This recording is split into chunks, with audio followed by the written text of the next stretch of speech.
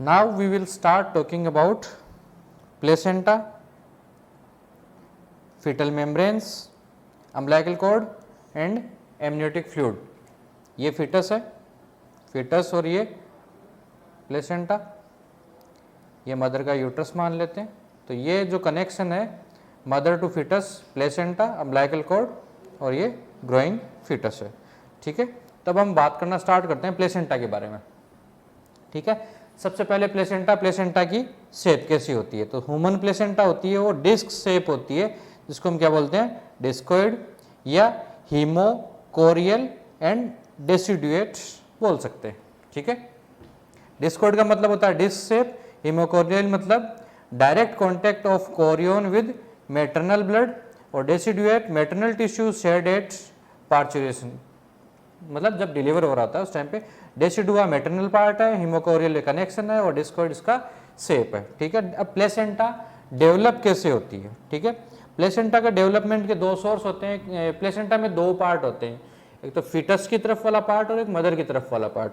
तो फिटल की तरफ वाला पार्ट होता है जिसको हम बोलते हैं कोरियन फ्रुंडोसम, ये बना हुआ होता है साइटोट्रोफोब्लास्ट से। ठीक है, साइटोट्रोफोब्लास्ट क्या होती है?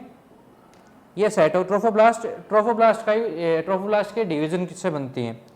मैटरनल पार्ट होता है वो बनता है डेसिडुआ बेसिलिस से। और डेसिडुआ क्या है? डेसिडुआ एक्चुअली में एंडोमेट्रियम को अपन डेसिडुआ बोलते हैं। ये टर्म प्लेसेंटा देखने में फिटल साइड से ऐसी दिखती है और मैटरनल साइड से देखें तो ये ऐसी दिखती है। ठीक है, ये डायग्रामेटिक पिक्चर्स हैं। ठीक है, अब प्लेसेंटा का फॉर्मेशन कैसे होता है? तो ट्रोफोब्लास्ट क्या होता है? तो ट्रोफोब्लास्ट जब ब्लास्टोसिस्ट यूट्राइन कैविटी में आ जाता है तब उसके इनर सेल और आउटर सेल दो सेल बन जाते हैं। इनर सेल मास होता है जिससे तो एम्ब्रियो बनता है, और आउटर सेल जिसको अपन बोलते हैं ट्रोफोब्लास्ट से दो टाइप की सेल्स बनती हैं, साइटोट्रोफोब्लास्ट और सिंसाइटियोट्रोफोब्लास्ट। ठीक है, जो कि हम पहले डिस्कस कर चुके हैं।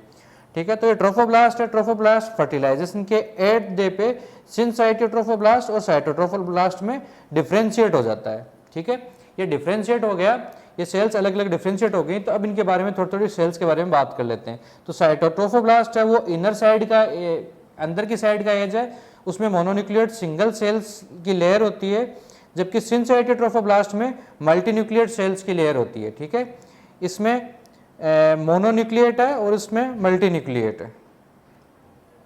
ठीक है, अब हम बात करें तो प्राइमरी, सेकेंडरी और टर्सरी कोरोनियल विलस के बारे में बात करते हैं। तो ये अगर हम देखेंगे तो ये वाला पार्ट है, ये एक्स्ट्रा एम्ब्रियोनिक मेसोडर्म है। इससे ऊपर की तरफ ये जो सेल्स की लेयर है ये वाली, दिस इज साइटोट्रोफोब्लास्ट, और फिर उससे ऊपर की तरफ वाली दिस इज सिंसाइटियोट्रोफोब्लास्ट। ठीक है, ये प्राइमरी, इसको यहाँ तक वाले पार्ट को हम बोलेंगे प्राइमरी कोरोनियल विलस। यहाँ से फिर ये फर्दर आगे इसमें वैक्यूल्स बन गए और फर्दर ये आगे डिवाइड हो गया तो इसको हम सेकेंडरी कोरियोनिक विलस बोलेंगे, और इसमें ब्लड आ गया तो इसको हम टर्सरी कोरियोनिक विलस बोलेंगे। ठीक है, ये ऊपर की तरफ वाले डेसिडुआस हैं, डेसिडुआ बेसिलिस और विलस कोरियंस, इनके बारे में भी हम डिटेल में देख लेते हैं। ठीक है, अब साइटोट्रोफोब्लास्ट के लोकेशन के बारे में बात करें तो साइटोट्रोफोब्लास्ट मेसोडर्म के ऊपर की ओर, ऊपर के साइड की तरफ लोकेटेड होती है, जबकि सिंसाइटियोट्रोफोब्लास्ट में स्मॉल कैविटीज बनती है जिनको हम बोलते हैं लेक्यूने।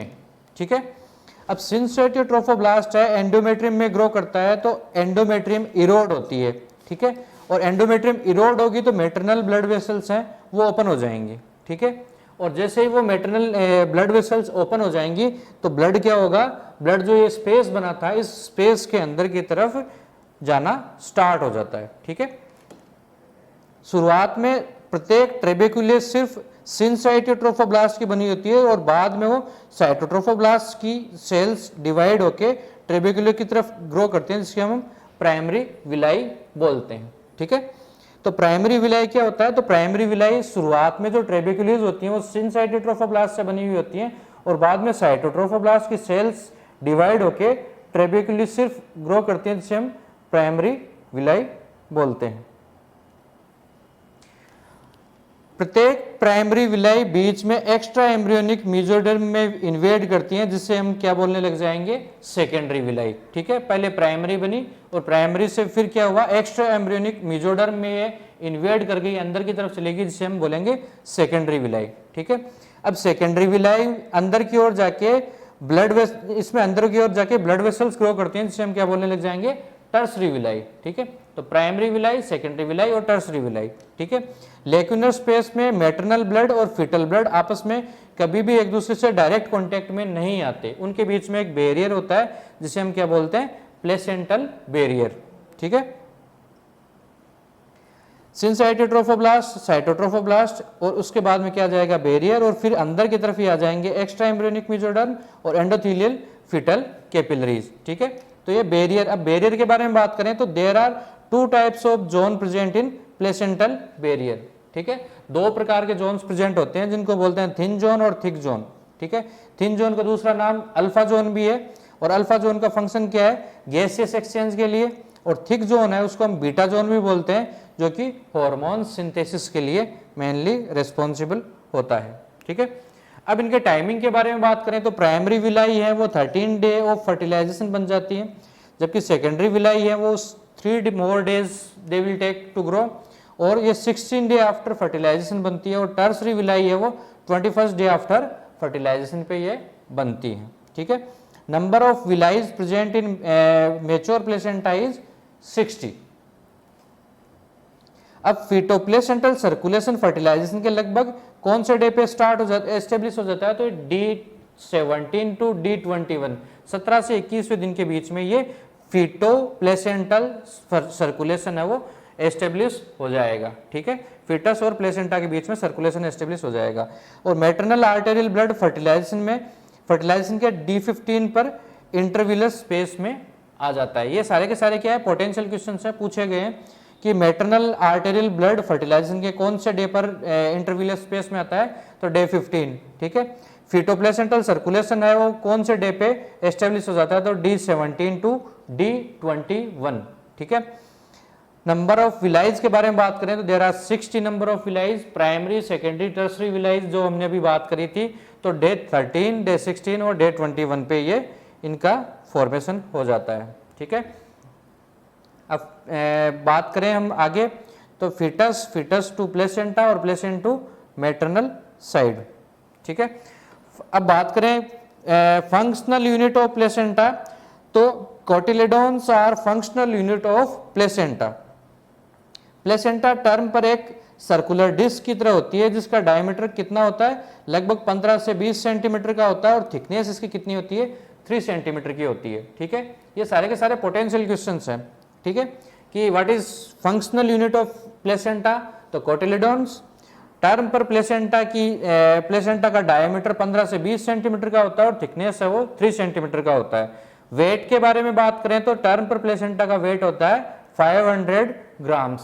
ठीक है, ये भी क्वेश्चन काफी बार रिपीट करा गया है कि at term what is the weight of placenta.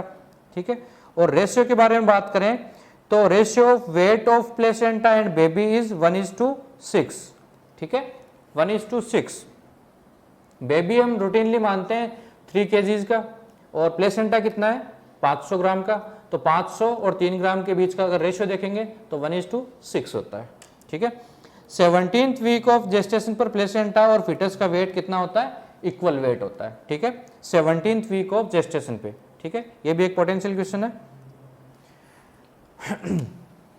अब प्लेसेंटा यूट्रस का लगभग 30% पार्ट कवर करती है, और मेनली कौन सा पार्ट कवर करती है, तो मेनली पोस्टीरियर और अपर वाला पार्ट कवर करती है 2/3 केसेस में, और 1/3 केसेस में ये एंटीरियर और अपर साइड का पार्ट है उस पे जाके अटैच होती है। ठीक है, अब टर्म पे बात करें तो टर्म पे प्लेसेंटा लगभग प्लेसेंटा का 4/5 पार्ट है वो फीटल ओरिजिन का होता है, जबकि 1/5 पार्ट है वो मदर साइड या मैटरनल ओरिजिन का होता है। ठीक है, अब सेपरेशन ऑफ प्लेसेंटा के बारे में, प्लेसेंटा है तो प्लेसेंटा का फंक्शन क्या है, बेबी को न्यूट्रिशन देना, गैसियस एक्सचेंज और अंदर का एनवायरनमेंट है उसको मेंटेन करके रखना। जैसे ही टर्म पे बेबी आउट होता है उस टाइम पे प्लेसेंटा का सेपरेशन स्टार्ट हो जाता है।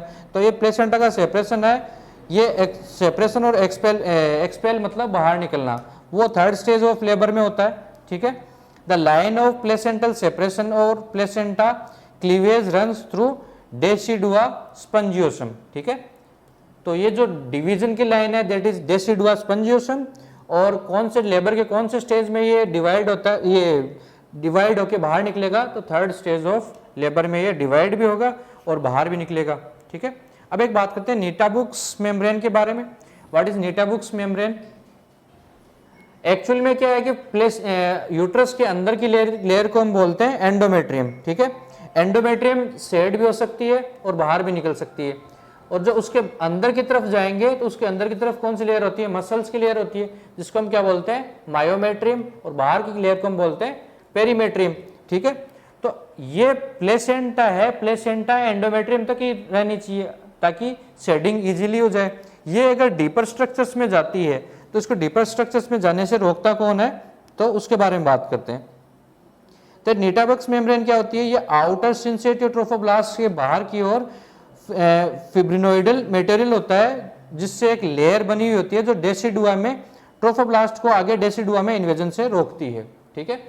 प्लेसेंटा का आगे इन्वेजन रोकने के लिए ये लेयर होती है, ठीक है। नीटा मेम्ब्रेन के एब्सेंस में क्या होगा? प्लेसेंटा एक्रीटा, इनक्रीटा और परक्रीटा की संभावना बढ़ जाती है। मतलब क्या हुआ? ये नॉर्मल प्लेसेंटा है जैसा कि हम देख रहे हैं, ये अंदर तक है सिर्फ, इसमें मसल लेयर और पेरीमेट्रियम में वो कहीं भी इन्वॉल्व नहीं है। ये एक्रीटा में क्या होगा? इसने इन्वेड कर लिया है आगे की तरफ मस्कुलर लेयर में, और इनक्रीटा में क्या कर, एक्रेटा में इसने मसल्स में चला गया, इनक्रीटा में ये क्या कर रहा है? ये और डीपर स्ट्रक्चर में चला गया है, और परक्रीटा में ये कंप्लीटली आगे तक चला गया। इसका सिग्निफिकेंस क्या है? इसका मतलब क्या है? इसका मतलब ये होता है कि यहाँ वाला पार्ट है, जैसे ही बेबी डिलीवर होगा ये आराम से सेड ऑफ हो जाएगा, सेपरेट हो जाएगा। अब जैसे जैसे ये आगे बढ़ता जाता है एक्रीटा से, इनक्रीटा से परक्रीटा, अब परक्रीटा अगर हो गया, मांसपेशियां सारी इन्वॉल्व होगी, तो ये इससे सेपरेट हो सकता है क्या? बिल्कुल नहीं। अगर हो भी गया तो क्या हो जाएगा? सारा का सारा ये एरिया है वो रो एरिया में कन्वर्ट हो जाएगा। रो एरिया मतलब यहाँ पे ब्लड वेसल सारी ओपन हो जाएंगी, तो patient will bleed to death, ठीक है। तो ये सिचुएशंस आइडेंटिफाई करनी होती है कि प्लेसेंटा आराम से डिलीवर हो पाएगी, नहीं हो पाएगी, होगी। अगर नहीं हो पाएगी तो इस सिचुएशन में क्या ऑप्शन बचता है हमारे पास में इलाज का? इस सिचुएशन में हमें ये यूट्रस इसके साथ में निकालना पड़ेगा, जिसको हम बोलेंगे हिस्टेक्टोमी, ठीक है। अदरवाइज ये ब्लीडिंग इन कंडीशंस में रुकेगी नहीं, ठीक है। अब बात करें फीटल फाइब्रोनेक्टिन के बारे में, तो फीटल फाइब्रोनेक्टिन क्या होता है? इसे ट्रोफोब्लास्ट ग्लू भी बोलते हैं, ठीक है।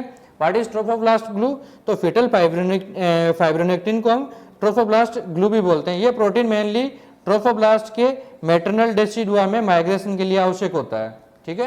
ये किसके लिए आवश्यक होता है? तो ये ट्रोफोब्लास्ट के मैटरनल डेसिडुआ में माइग्रेशन के लिए ये जरूरी होता है, ठीक है। फीटल फाइब्रोनेक्टिन के सर्वाइकल या वेजाइनल फ्लूइड में प्रेजेंस को हम कैसे आइडेंटिफाई करेंगे? अगर ये मिल जाता है फीटल फाइब्रोनेक्टिन सर्वाइकल या वेजाइनल फ्लूइड में, तो मतलब क्या हुआ कि या तो प्रीटर्म लेबर स्टार्ट हो गया है या फिर प्रीमेच्योर रप्चर ऑफ मेम्ब्रेन हो गया है, ठीक है। तो ये प्रेजेंस, इसकी प्रेजेंस हमें PROM या फिर प्रीटर्म लेबर के बारे में बताती है, ठीक है। प्लेसेंटा का फॉर्मेशन कब स्टार्ट होता है? तो प्लेसेंटा का निर्माण लगभग 6 वीक्स से स्टार्ट होता है और 14 और 15 वीक्स पर यह कंप्लीट होता है, ठीक है। USG में प्लेसेंटा को हम 10th वीक पर देख सकते हैं। 6 वीक पे फॉर्मेशन स्टार्ट होता है और 14th और 15th वीक पर ये कंप्लीट हो जाता है, ठीक है। और लगभग 10th वीक पर हम इसको देख सकते हैं, ठीक है।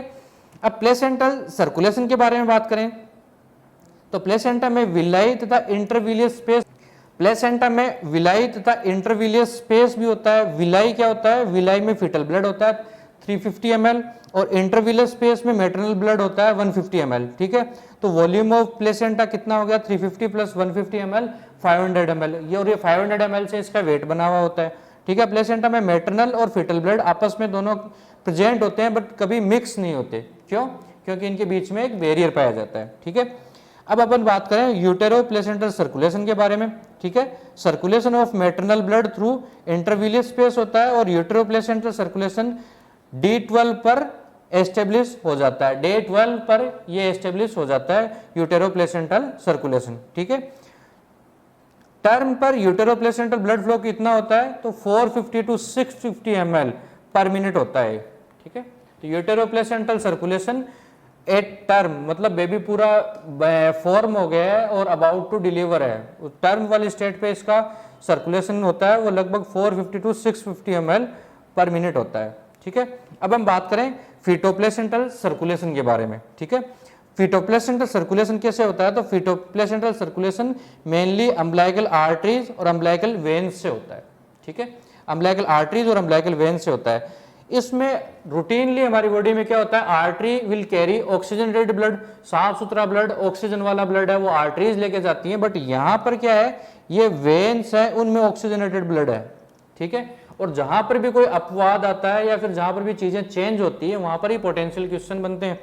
ठीक है, तो अम्बिलिकल वेन में ऑक्सीजनेटेड ब्लड है वो प्लेसेंटा से फीटस तक लाती है, तो ये पोटेंशियल क्वेश्चन बन गया। ठीक है, अम्बिलिकल आर्टरी में कौन सा होता है, तो डीऑक्सीजनेटेड ब्लड होता है। ठीक है, अब अम्बिलिकल आर्टरी और अम्बिलिकल वेन्स पे भी क्वेश्चन पूछा जाता है। इनिशियली क्या होता है, इसमें 2 आर्टरी और 2 वेन होती है। ठीक है, आर्टरीज तो सेम ही रह जाती हैं, 2 ही रह जाती हैं, बट इसमें क्या होता है, राइट वेन है वो डिसअपियर हो जाती है, सिर्फ लेफ्ट वेन बचती है, तो लेफ्ट वेन लेफ्ट इनसाइड। ठीक है, तो इसमें कितनी स्ट्रक्चर बच गई, फिर 2 और 1 3 स्ट्रक्चर बच गई। ठीक है, अम्बिलिकल कॉर्ड में 2 आर्टरी और 1 अम्बिलिकल वेन पाई जाती है। ठीक है, लेफ्ट अम्बिलिकल वेन लेफ्ट, एक गायब हो रही है दूसरी बच रही है, तो ये भी एक पोटेंशियल क्वेश्चन बनता है और जो कि बार बार रिपीटेडली ये पूछा जाता है। ठीक है, अब बात करें तो ये डे 21 पर फीटोप्लेसेंटल सर्कुलेशन है वो एस्टेब्लिश हो जाएगा। ठीक है, अब इसकी ये पिक्चर देखें, ये अम्बिलिकल कॉर्ड माने तो ये बड़ी वाली क्या है, अम्बिलिकल वेन, ये 2 साइड में क्या बच गई, 2 आर्टरीज, और इसके बीच में जो जेली है इसको हम क्या बोलेंगे, वाट्रंस जेली टिश्यू, वाट्रंस जेली टिश्यू। ठीक है, ये अम्बिलिकल कॉर्ड का कट सेक्शन है। अम्बिलिकल कॉर्ड को हम कट करके देखेंगे तो ये एक बीच में ये वेन जिससे ऑक्सीजनेटेड ब्लड आ रहा है। ठीक है, आर्टरीज है उनसे डीऑक्सीजनेटेड ब्लड आ रहा है और बीच में वाट्रंस जेली टिश्यू होता है।